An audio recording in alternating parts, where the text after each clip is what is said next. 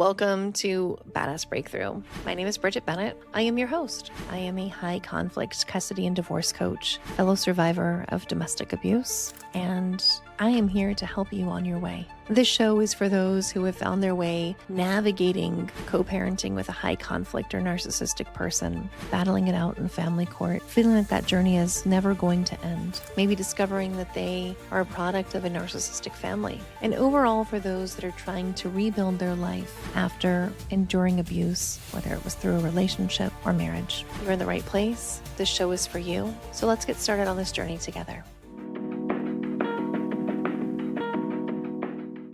Hello to all of you. Welcome back. Happy Monday. I am so glad that all of you are here with me today. Today's session, training session, is going to be different than what many of them have looked like in the past. I just finished my last session with my therapist, a woman who I've been seeing since 2011. She went back in her notes actually and found that our first session in her new system was in like September of 2016. And the date hit me, right? Because in September of 2016, I was still married to my abuser. I was still very much inside that marriage and relationship. I started going to therapy because I wanted to fix my marriage. I was determined to fix my marriage. And I thought that I was the problem. I also was trying to figure out like how to survive the things that I was going through. And at the time, I didn't know that that's what I was doing. Today, I am confidently sitting on the other side of this. I now coach women and some men through the very same things, the feelings that I had, the things that were coming up for me during that time period and after. I want to talk about what happened in between, right? Because nobody talks about this part. Everybody wants to talk about the court strategy, and that's largely where my focus is, the documentation and the motions. And while all of those things are extremely important, none of it works if you are falling apart on the inside while you're trying to execute all these tasks. None of any of my strategies will work unless you are actively focusing on yourself and your healing journey. You know, people ask me all the time how I got here. Tell me your secrets. I want to be like you. First, I'm flattered and very humbled to hear such words. I'm sure you can tell, but maybe you don't. I literally was just in my therapy session crying with my therapist. I don't like goodbyes. I like see you laters. I don't like goodbyes. And this woman literally saved my life. And when I told her that, she said that I did all of the work on my own. She has been an active observer of me doing the work. She's an amazing therapist. The healing journey, I feel like it's something that a lot of people don't talk about or don't want to talk about. So let's talk about where I was in the time period when I started therapy. So in, roughly maybe 2011, definitely 2016 is easier for me to recall. But I was full of so many emotions all at once. I was barely functioning inside my marriage. I was surviving my day-to-day life. I wasn't actually like healing from anything. I was very much a people pleaser. I wanted to please not only my in-laws, but my husband at the time, my own family, my father. It was challenging because while I was so focused on pleasing everyone else, I was losing sight of myself. I was holding everything together in my life on the outside, but absolute inside, I was broken. I felt so broken. I felt so alone. Through, gosh, 15 years of therapy, 10, 15 years of therapy easily, I have been able to piece together all of the things that have happened to me in my life, recognizing my childhood trauma, recognizing that while I have identified in my mind that my mother was my healthier parent, my safer parent, both of my parents pretty much sucked. And that can be true. And my mom was still the safer option, the safer choice. But my mother still didn't show up for me when I needed her the most. And I've been able to piece that together in therapy and understand that the idea that I had created of my mom as well was what many of our children do to any of us. They'll romanticize a version of us, just like I did with my parents, that didn't really exist, but it's a survival mechanism. I fantasized about a version of my mom that I don't think really fully existed. I was still married when I was in therapy. And I remember filling out the intake form at my therapist's office. That was, lots of questions and asking why I was seeking therapy. You know what my answer was? To save my marriage. I thought that I was crazy. I thought that I was the problem. I was being blamed for everything. I wanted a solution. And for me, I had adopted that this was like normal behavior because my whole life I had been blamed for everything. And I had gotten used to changing things about myself in order to please those around me and kind of like basically survive, to keep myself out of trouble. And this is, a part that people don't understand about this journey is that you don't get to wait until you are safe to start healing. Like I started healing, I didn't know that that's what I was doing, right? I started healing when I was still married. I was still living inside the abuse. I had not cut off my family yet. I was still in close contact with my narcissistic family, my ex husband and his narcissistic family. I was trying to find a way out, but at the time I did not know that that's what I was doing. While you're still in court, I know that it feels also difficult to take on anything else due to time, money. But I continued seeing my therapist throughout my whole court journey, throughout co parenting.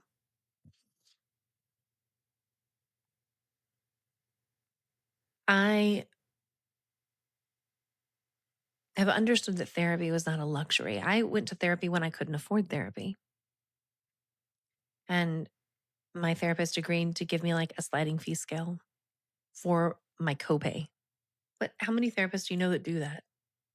Therapy was like the only place that I felt that I could really tell the truth about what was happening and without there being consequences to me. I remember coming out of sessions of therapy, probably similar to how some of you have exited sessions with me of like, oh my God, I just spent the whole time just talking and I didn't let them get much in. But a good therapist, like a good coach, does a lot of listening because it gives a therapist more information to help you navigate the situation. The work that I've done in therapy is very much layered. Healing is not linear. It's definitely not clean. It gets really messy. You cry a lot. Like this eye is a little puffy, more so than this one, because I was crying. And I have watched as my children and my adult daughters continue to break cycles. My 19-year-old daughter is going into her sophomore year in college, something that I never was able to experience at that age because I was already a mother. And I'm so damn proud of her.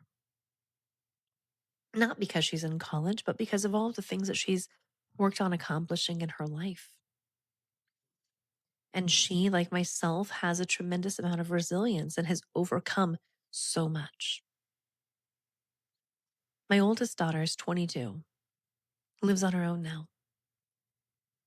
When I was 22, I had 2 kids. I never really lived on my own. I've always been with my children. And so as I look back, and I talked with my therapist about this even today, how I wonder what it's like to be like to live on your own.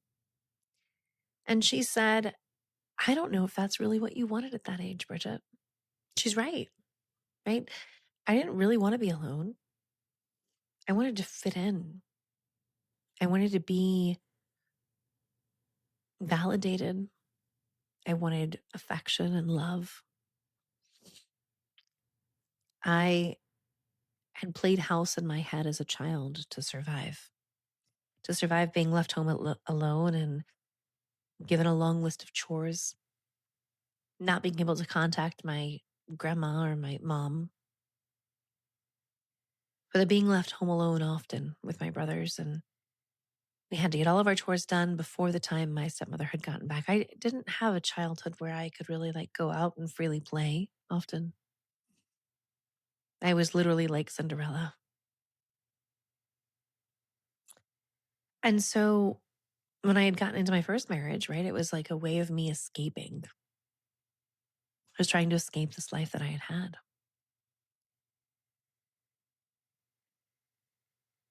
Throughout my therapy journey, I have come to learn to trust myself. And this is after years of being told that my perception was wrong. I'm an individual that has been gaslit her entire life, starting as a child.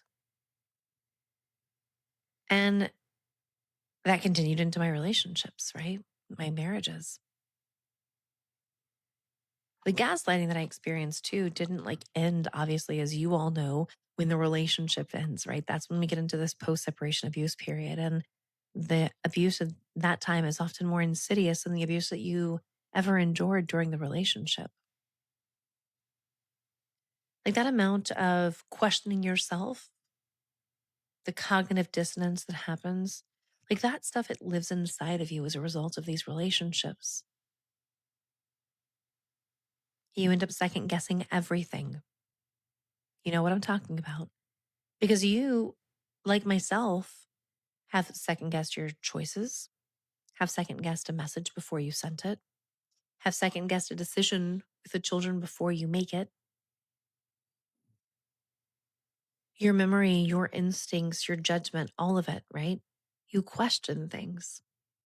And the questioning largely comes down to learning how to trust yourself and letting go of, for me, people pleasing tendencies. Breaking patterns started, I think, really long before my marriage, but I wasn't recognizing it, right? Like my own childhood, I wanted to escape it. The abuse that I experienced growing up as a child was not easy. Like many of the things that your children have told you that they have been experiencing, right? I was sexually abused by my stepbrother, for starters. There's more on sexual abuse that I could go into at length, but I won't. Not now. You know, the physical abuse, the psychological abuse. Therapy has made me look at where I learned to accept what I accepted, right? So, like at the time when I was being abused, I learned to accept it as normal. And the difference, right, between like me as a child and my children growing up is that they have a parent, me, much like who you are, that shows up for them differently, that allows them the opportunity to have a different experience in their childhood. Now, we cannot control the things that happen at the other parent's house during their time, but we can control what occurs in ours. We can control how we show up differently. We can control how we interact with our children, how we support our children. We can learn that we don't have to accept bad behavior, abusive behavior, right? We've learned that. And that's something that we're passing on to our children. That in itself, right? Of like understanding that I had learned to accept things that I should have never had accepted and I was not deserving of was some of the hardest work that I've ever done, right? It's the difference between blaming yourself or saying, gosh, every single partner I run into is narcissistic. They're high conflict, they're toxic, right? Have I met many narcissistic people? Yes. Heck, I've been friends with narcissistic people.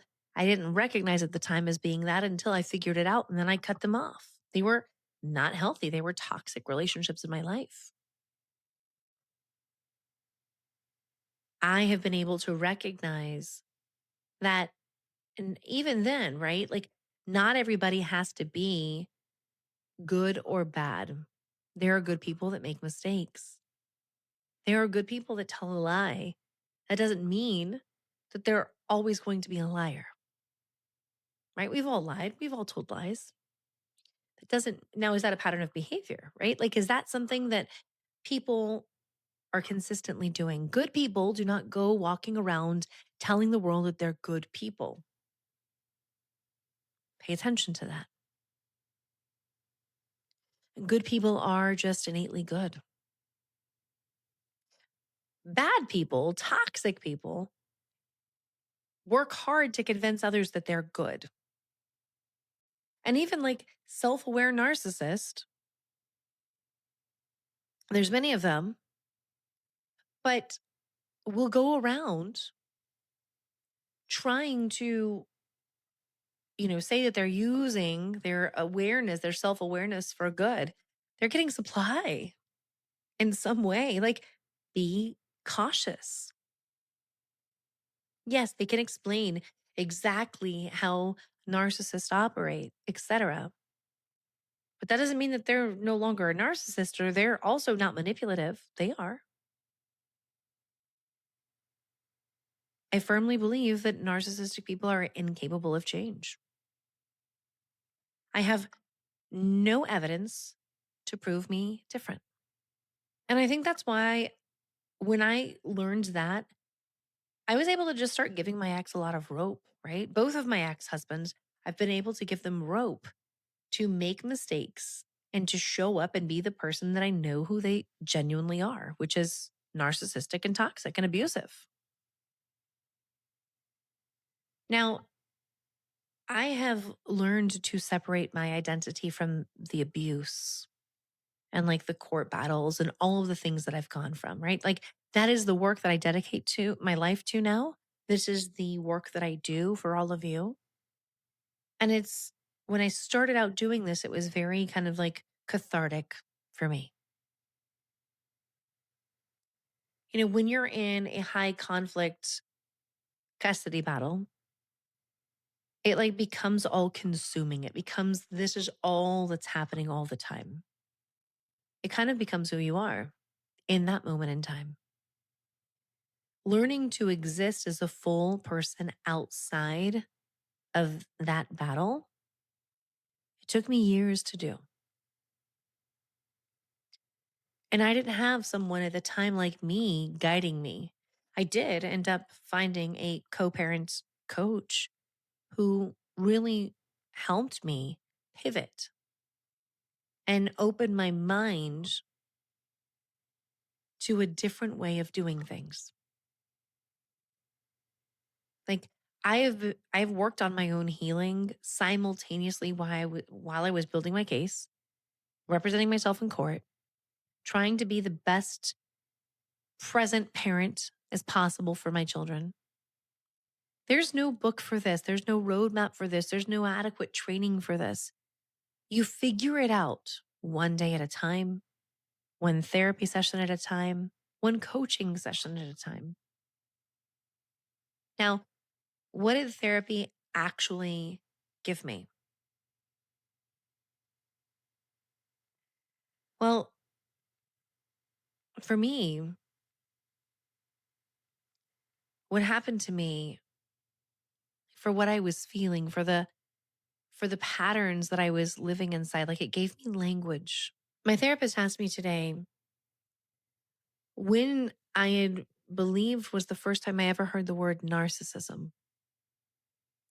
When I first heard the word narcissism, I thought that it was just like someone of being like, really vain, loving themselves, like obsessed with their own image, looking at themselves in the mirror. Like that's the idea that I had in my head. And when I started to do a deep dive in narcissism, I found people like Dr. Ramani.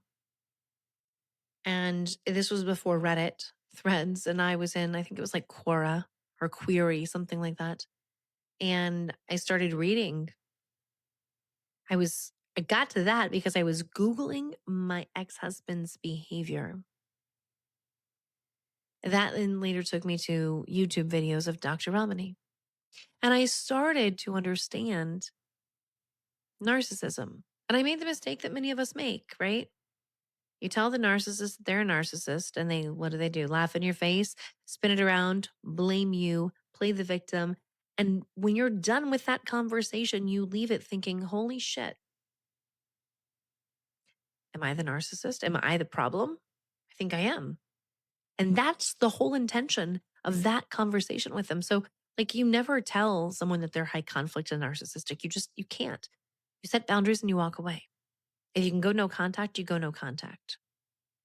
And obviously these co-parenting dynamics, we can't go no contact. We can minimize our contact, learn BIF communication, and be done with it.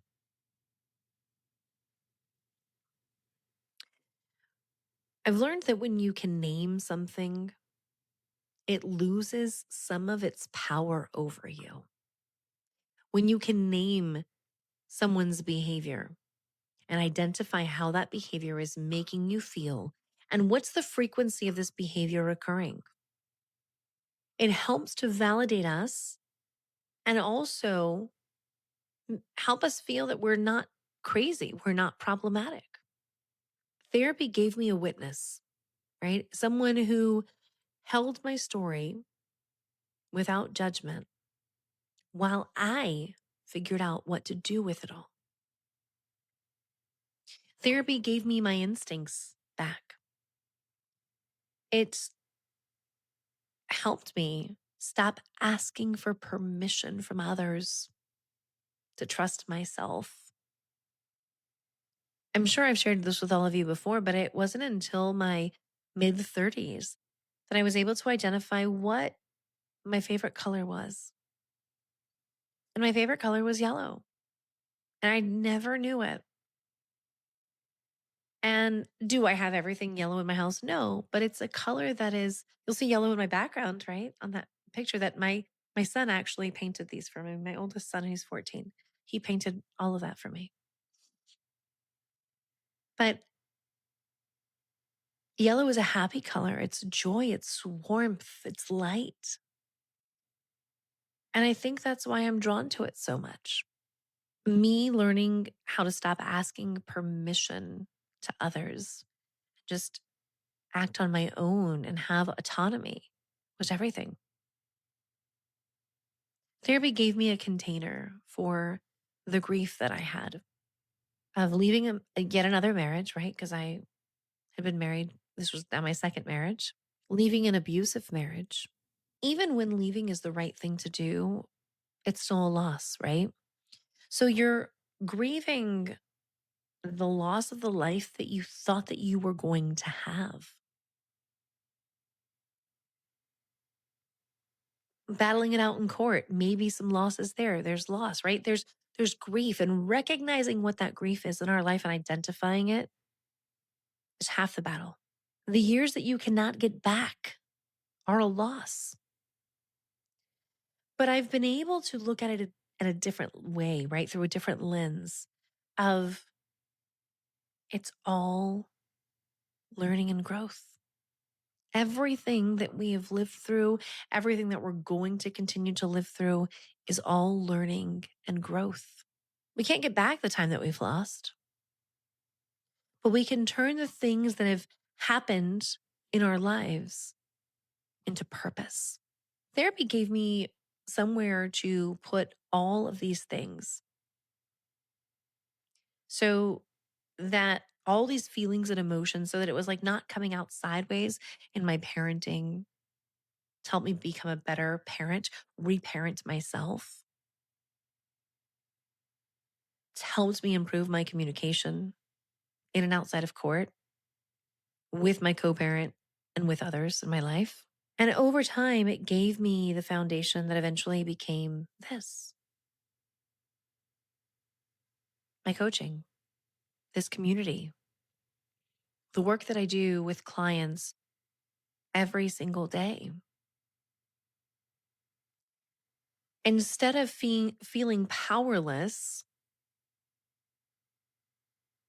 broken, helpless from the things that were happening in my life over which I had no control, I turned all of that pain into purpose and power for me, right?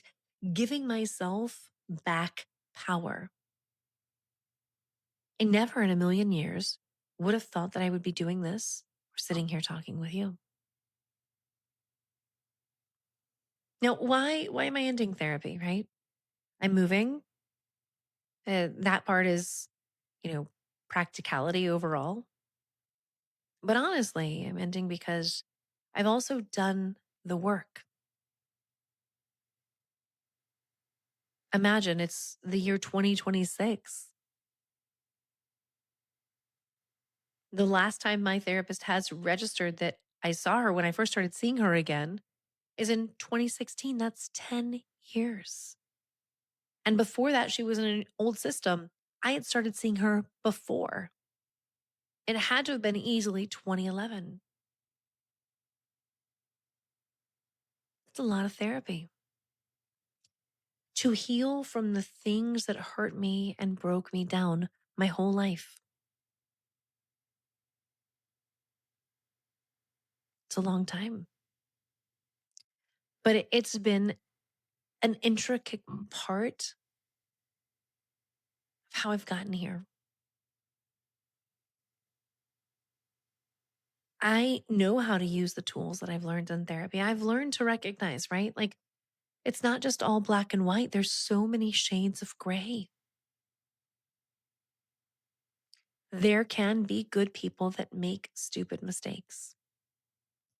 And bad people, right? Toxic people, abusive people, harmful people, narcissistic people, whatever you want to call them, will make the same mistakes over and over and over again. That's a pattern of behavior.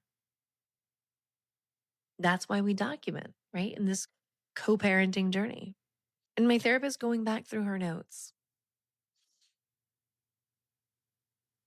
And we reflected on who I am today. It's not a small distance. I have literally come miles. I have tattooed on my rib cage a phrase that says miles to go. And it's literal and figurative at the same time. And when I got it tattooed, I had been running half marathons. I had run at that time like 4 half marathons in my life. This was after my second divorce. I'd never really been an athletic person, but I did that. And the symbolism behind the running was I was like literally and figuratively running from everything in my life. I was running from the pain. I was running from the hurt. Instead of facing it, I was still in therapy. But the miles to go is also very representative of how far I've come on this journey. how much work I've put into myself. I'm proud of me. My therapist said that she's proud of me. And you're going to see as I tear up that she felt that it's an honor and a privilege to be part of my life and to watch all the growth that has happened. She said she felt so proud of me, like a parent would of their child. And no one had ever said something like that to me before, ever. My husband now, he's wonderful, right? He tells me how proud of me he is and that I'm amazing. He's never said a mean thing to me. He's never raised his voice at me. Behavior that I am not used to experiencing in my life. We'll talk about this another time, but there are good people that do exist, and you can have healthy, fulfilling relationships after an abusive one. My choice to end my therapy doesn't mean that I am healed, that I'm fixed, right? Healing, I do firmly believe that it is a lifelong journey. It is an active verb. It doesn't mean that my life is going to be easy or that the hard things are over, that I will never encounter a hard or difficult, challenging thing in my life. But it means that I have built enough of myself back that I can carry forward without biweekly appointments to help hold me together. This is what the goal always was for me, to not need it the way that I once needed it. There was a point where I would see my therapist twice a week sometimes. And then we went down to once a week. Then we went to biweekly. One point we were monthly. Then we went back to biweekly. And that's where it's been for years.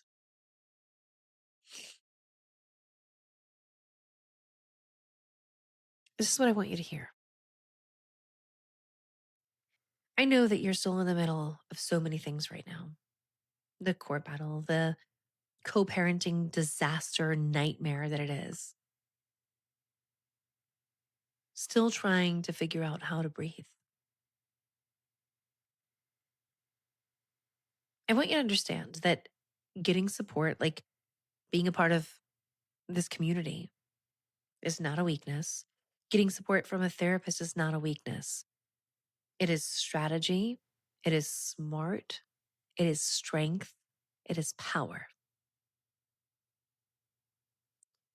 We can't document clearly, communicate effectively with a narcissistic, high conflict person when we are emotionally dysregulated.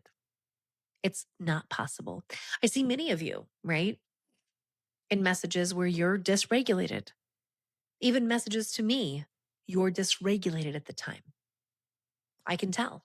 You cannot communicate effectively in the BIF method when you are in survival mode.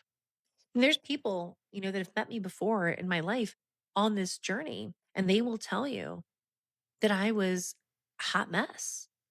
I could not have a conversation with somebody without crying typically because of how I felt, how dysregulated I was. I was in survival mode. You can't show up in a courtroom credibly when you are falling apart privately. Therapy is not really separate from your legal strategy, right? It is part of your strategy. It is learning to take the focus off of your ex, the high conflict former partner, and put that energy and focus back onto yourself. Who you are showing up in family court matters, right? We all know family court can be re-traumatizing. How we show up with legal professionals, gals, reunification therapists, all of it, it does matter. How you carry yourself, how you respond under pressure, how grounded you appear. It all comes from the work inside here. I started coaching other women when I was still healing myself. I want you to know that too. And it has been very therapeutic and cathartic for me because through the work that I do with all of you, I am saving and helping old versions of me that no longer exist. You do not have to be fully healed to help someone, to even help yourself, right? But to be in that process. You do not have to have it all figured out to start moving forward. You don't have to wait until it feels like everything in your life is, this perfect place for you to move forward. But you do have to do the work. There is no shortcut around the inside of this. There is no shortcut on healing. I have been in therapy for well over 10 years. For the sake of argument, we're going to say around 14, 15 years. I'm not the same person today who walked into that office years ago, still married to my abuser, barely holding it together, and seeking therapy because I thought that I was the problem. And I wanted to save my marriage. I had hopes for my marriage. And I made it through that. I left that marriage. My therapist never told me to leave. She never told me that my ex was a narcissist. She never used that word, in fact. But the words that she said to me have forever changed my life and saved me from myself, saved me from my abuser. And that was, Bridget, what happens if you start to write everything down? So I did. I started to write down the patterns of behavior that I was seeing while I was still in the marriage. I started writing down that, one day I was called a name. And the next morning, my ex acted as if nothing had happened. If you are not in the therapy and you know you need to be, make the call this week. Stop finding excuses not to be in therapy. I'm not a therapist. I am a coach. I'm your coach. Where are you in your healing journey right now? You don't have to share the details right now, but write it down, journal it. Where are you in this journey? Even just saying out loud where you are helps us to get to the next stage. Now, I'm very transparent about my journey with all of you because I feel that there is so much to be learned from the transparency and from seeing the struggle. I have been exactly where you are. And the thing that helped change the trajectory of my life was my amazing therapist. If she ever hears this, Dr. Kim Cochran, thank you for everything that you've done. And me becoming indifferent, me recognizing patterns of behavior, my resilience, much like yours, helped propel me to get me to this next step, the next chapter of my life.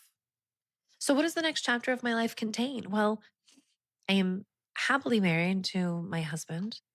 Yes, this is my third marriage. No, I have no shame about it.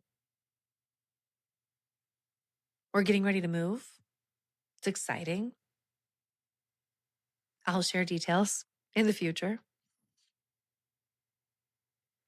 My girls are wonderful young women growing up, independent, smart, continuing to break cycles. I'm so proud of my girls, Natalie and Brianna. And my sons, Alessandro and Andrew, have continued to push through so many things. They are intelligent. They are brave. They are caring and kind. And they have learned healthier coping strategies. They continue to learn how to regulate their emotions. Just as I continue to learn new ways on how to parent better. Because I myself didn't have an example of really a good or healthy parent. So, do the work. There is no shortcut. There is no quick fix. There's no magic pill or magic formula. It has been years that I've invested in myself to get here. And it's the absolute best investment I could have ever done. Thank you all for being here. Thank you for showing up for yourself today. I'm so very proud of you. And I will see you in the next one. Take care. If today's episode resonated with you, make sure you share it with someone who needs it. You can find me on all platforms as Coach Bridget B, or at my website, breakingbadasscoaching.com. If you are ready to work more with me in a session, check out some of my guides, learn how to master your documentation, or join my exclusive community, you can do that through the link that'll be in the show notes. I want you to remember, you have survived this far. You've made it through this episode, and you continue to show up. You're going to continue to survive, and I will see you in the next episode.